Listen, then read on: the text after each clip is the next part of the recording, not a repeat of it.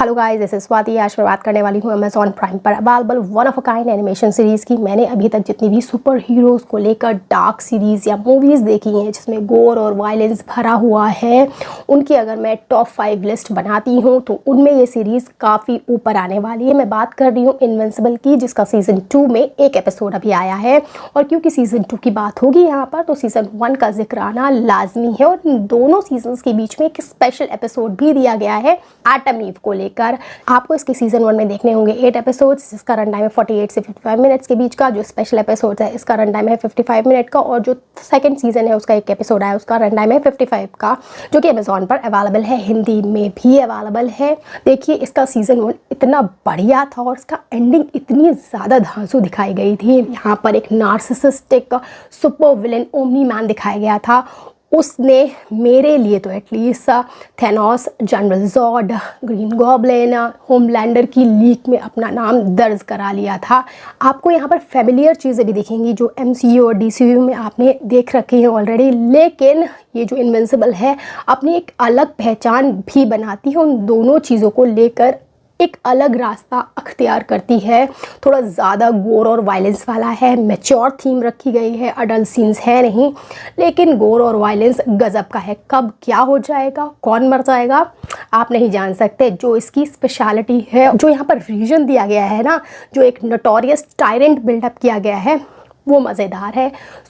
इस बार जो एपिसोड आया है सीज़न 2 का, उसको लेकर मेरा क्या टेक है मैं आपको बताती हूँ, और आप डिसाइड करेंगे कि आपको ये इनविंसिबल सीरीज़ शुरू करनी चाहिए नहीं करनी चाहिए। इससे पहले अगर आप नए आए हैं देन प्लीज़ सब्सक्राइब।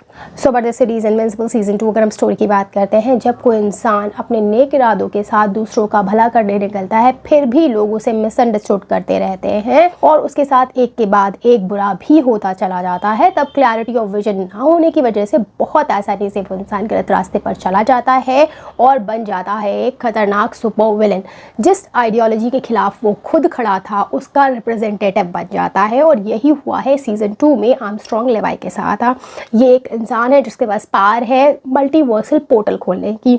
उसका ये मानना है कि इस वर्स के अलावा जितने भी वर्स हैं वहाँ पर ये फादर सन डुओ एक हो गए हैं, यानी ओमनी मैन और इनविंसिबल एक हो गए हैं और हैवॉक क्रिएट कर रहे हैं, एक टायरेंट की तरह उभर आए हैं।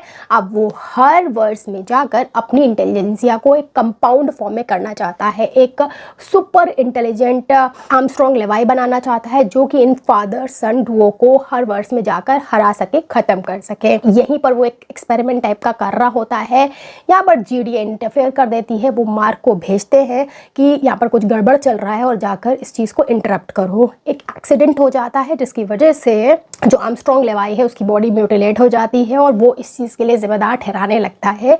मार्क को अपना जानी दुश्मन समझ लेता है। अब क्या वो कर पाएगा जो सीज़न 1 में ओमनी मैन अधूरा छोड़ चुका है इस वर्ष में, यानी वो इनविंसिबल को ख़त्म कर देगा। मार्क को देखकर हमेशा ही मुझे बहुत दुख होता है कि उसके साथ बहुत गलत हुआ सीज़न 1 में, जहां उसको एक डिसफंक्शनल फैमिली मिली, साथ ही उसकी लव लाइफ भी बहुत टर्मोइल भरी हुई थी उस समय। और अब जो नए गार्डियंस ऑफ ग्लोब बनेंगे, क्या उसको ओमनी मैन का सन होने की वजह से वहां एक्सेप्ट कर पाएंगे, क्या उसके ऊपर फुली ट्रस्ट कर पाएंगे कि वो फिर से ओमनी मैन की तरह टर्न नहीं हो जाएगा, जबकि हर वर्ष में ओमनी मैन और मार्क एक हो गए हैं। तो ये सारे क्वेश्चन हमें आगे सीज़न 2 में पता चलने वाले हैं। बहुत ही मज़ा आने वाली है। रॉबर्ट कर्कमैन ने 7 से 8 सीजन इसके प्लान कर रखे हैं, जो कि एक बड़ी खुशखबरी है, एटलीस्ट मेरे लिए। तो मैं इसकी फ़ैन हूँ।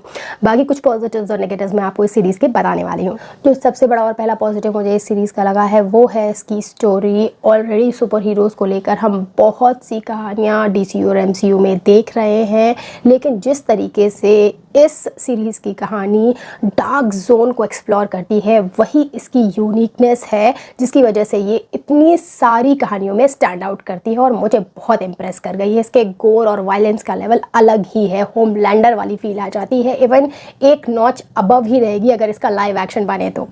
सेकेंड पॉजिटिव, यहाँ पर जो कैरेक्टर्स डिज़ाइन किए गए हैं मुझे बहुत ही इंप्रेसिव लगे हैं। आपको ह्यूमन लगने वाले हैं, cause they laugh, they cry, they fight, they get scared, और वो एकदम रियलिस्टिक लगेंगे। साथ ही साथ जो कॉस्ट्यूम्स हैं और जो पावर्स हैं वो मुझे एक्समैन की याद दिलाती हैं। और यहाँ पर जो atom eve, Rex Splode, Rudy the robot के कैरेक्टर्स लिखे गए हैं वो आपको काफ़ी इंप्रेसिव और इंटरेस्टिंग लगने वाले हैं। इवन जो एटम ईव है वो इतनी ज़्यादा इंटरेस्टिंग है कि मैंने आपको बताया एक टेंजेंशियल एपिसोड भी स्पेशल दिया गया है दोनों सीजन्स के बीच में।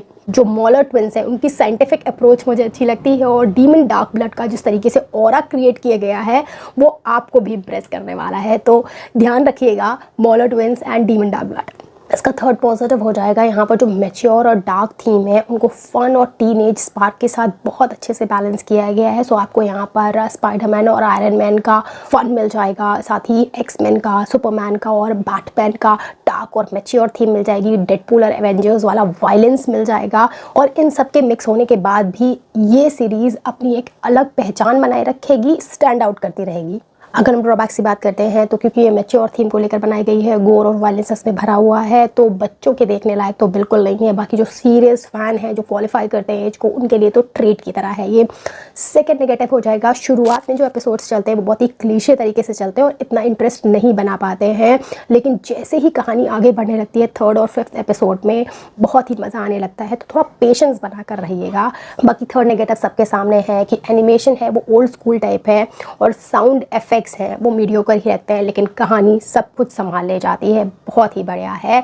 सो मेरे अकॉर्डिंग ये सीरीज़ रहेगी 9.5 आउट ऑफ 10 या फिर मैं इसको 10 आउट ऑफ 10 भी दे सकती हूँ अगर ये दो चीज़ें आगे आने वाले सीजन्स में सॉर्ट आउट कर दी जाएँ। बाकी मैं इस सीरीज़ की फ़ैन हूँ और मैं इसको 7-8 सीज़न तक देखती रहूँगी और रिव्यू बनाती रहूँगी। तो अगर आप इस टाइप के कंटेंट के फ़ैन हैं then do watch this, don't miss this. That's it, bye.